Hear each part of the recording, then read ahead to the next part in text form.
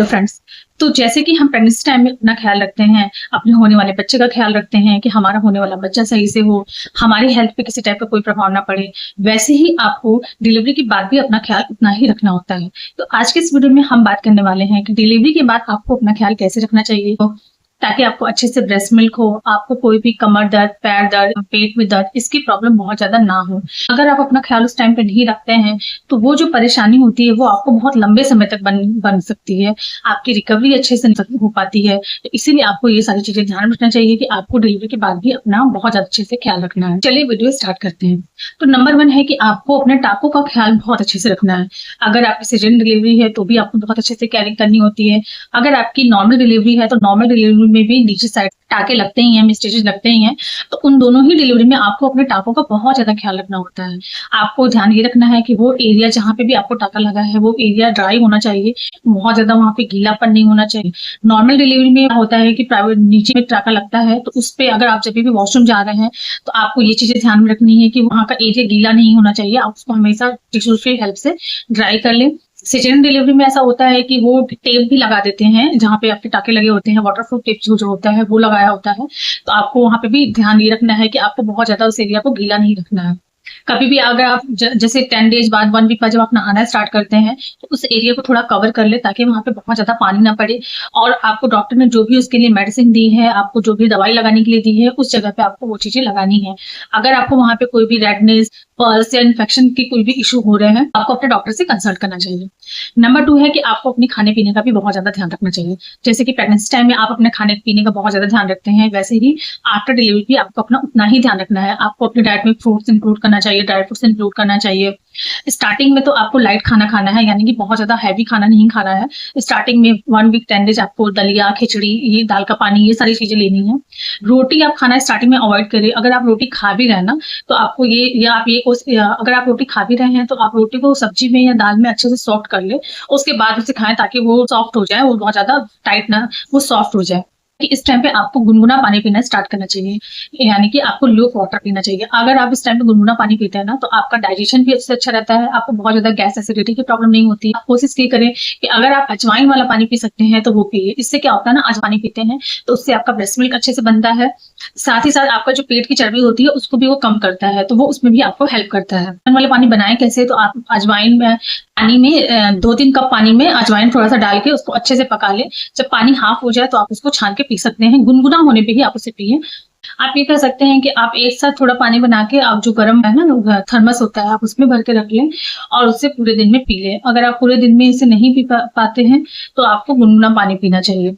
होने के लिए आपको जो मैटरनिटी बेल्ट आते हैं वो लगाना चाहिए। मैटरनिटी बेल्ट लगाने से क्या होता है, जो आपके स्टिचेज होते हैं उसको भी एक सपोर्ट मिलता है, आपको चलने फिरने में उतनी प्रॉब्लम नहीं होती है। साथ ही साथ आपको जो बैक पेन की बहुत ज्यादा प्रॉब्लम होती है वो आपको नहीं होती है, आपको बैक को भी एक सपोर्ट मिलता है। इसलिए आपको मैटरनिटी बेल्ट जरूर लगाना चाहिए। नेक्स्ट चीज है कि इस टाइम पे आपको ये ध्यान रखना है कि कभी भी आप जब ब्रेस्ट मिल्क करा रहे हैं बच्चे को तो आपको बहुत ज्यादा झुकना नहीं है। अगर आप बहुत ज्यादा झुकते हैं ना ब्रेस्ट मिल्क कराने के लिए तो आपका पोस्चर खराब हो जाता है एंड साथ ही साथ आपको बैक पेन की प्रॉब्लम बहुत ज्यादा होती है। नेक्स्ट चीज है कि अगर आप बहुत ज्यादा ब्रेस्ट मिल्क कराते हैं बच्चे को तो इस टाइम पे क्या होता है, जो निपल होते हैं वो क्रैक हो जाते हैं, तब ब्रेस्ट मिल्क कराने में बहुत ज्यादा प्रॉब्लम होती है। इस टाइम पे आपको अपने निपल्स का भी बहुत ज्यादा केयरिंग करना चाहिए। आप कोई भी निपल क्रीम आते हैं जो मार्केट में वो यूज आप लगा सकते हैं या फिर उस पर आप कोकोनट ऑयल भी लगा सकते हैं। टाइम टाइम पर अपने निपल्स को हल्के गुनगुने पानी से सकाई भी कर सकते हैं। अगर जैसे ब्रेस्ट में बहुत ज्यादा दर्द होता है या गांठें पड़ जाती है तो उसके लिए आपको क्या करना है कि गुनगुने पानी से अपने ब्रेस्ट की सिकाई करनी। नेक्स्ट चीज की इस टाइम ब्रेस्ट पंप आता है उसका भी इस्तेमाल करना चाहिए। बहुत बार क्या होता है कि हमें ब्रेस्ट मिल्क अच्छे से बन रहा है लेकिन बच्चा अच्छे से दूध नहीं पी पाता है, तो उसके लिए क्या होता है कि आपका जो दूध होता है वो वेस्ट होता है। तो दूध वेस्ट ना हो उसके लिए आपको ब्रेस्ट पंप का यूज करना चाहिए। ब्रेस्ट पंप से आप इजिली अपने मिल्क को अच्छे से निकाल सकते हैं और उसको बॉटल में करके रख सकते हैं और बच्चे को बॉटल के थ्रू भी पिला सकते हैं, क्योंकि अगर जब निपल्स अच्छे से नहीं बनते हैं तो बच्चा अच्छे से दूध पी नहीं पाता है। नेक्स्ट चीज की इस टाइम पे आपको बहुत ज्यादा काम नहीं करना है। डिलीवरी के बाद अगर आपकी नॉर्मल डिलीवरी हो या फिर सिजेरियन डिलीवरी हो, दोनों में ही आपको इमीडिएट डिलीवरी के बाद काम नहीं करना है। 30-40 डेज तो रेस्ट करना ही करना है। बिल्कुल भी ये गलती ना करें कि आप इमीडिएट डिलीवरी के बाद काम करने लग जाएं। उस टाइम पे आपको भले प्रॉब्लम ना हो लेकिन आपको बाद में आगे चल के इसका बहुत प्रॉब्लम हो सकती है अगर आप बहुत ज्यादा काम करते हैं। तो अगर आप ये सोचेंगे ना कि आप सारा काम खुद से कर लेंगे या आप कर सकते हैं, मैनेज कर सकते हैं, तो आगे चल के आपको बहुत ज्यादा प्रॉब्लम हो जाती है। नेक्स्ट चीज कि अगर आपकी डिलीवरी हो गई है तो आपको मालिश भी जरूर करवाना चाहिए।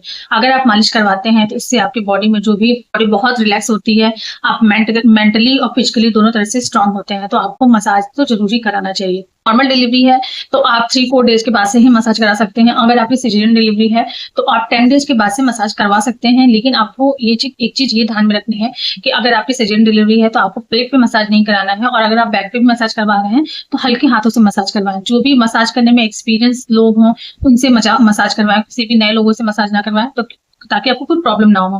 तो अगर हम तो फ्रेंड्स यही सारी चीजें हैं जो कि आप डिलीवरी के बाद आपको इन सारी चीजों का ध्यान रखना है।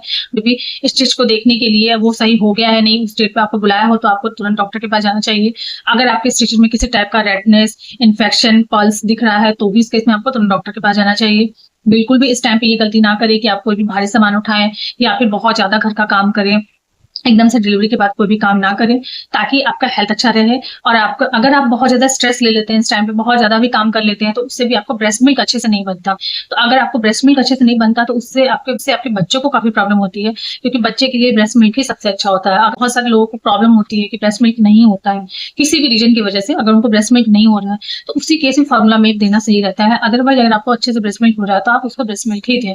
अच्छे से रेस्ट करें, जितना हो सके उतना अपने बच्चे के साथ टाइम स्पेंड करें, बच्चे के साथ बॉन्ड बनाएं। जितना ज्यादा आप बच्चे के साथ टाइम स्पेंड करते हैं तो स्टार्टिंग में उतनी अच्छी आपके बच्चे के साथ बॉन्ड स्ट्रांग होती है, और ये मोमेंट बहुत ही खास होता है। तो उसको एंजॉय करिए, बिल्कुल भी स्ट्रेस मत लीजिए। आई होप की वीडियो आपको इन्फॉर्मेटिव हो। वीडियो अच्छी लगी तो वीडियो को लाइक करके चैनल को सब्सक्राइब कर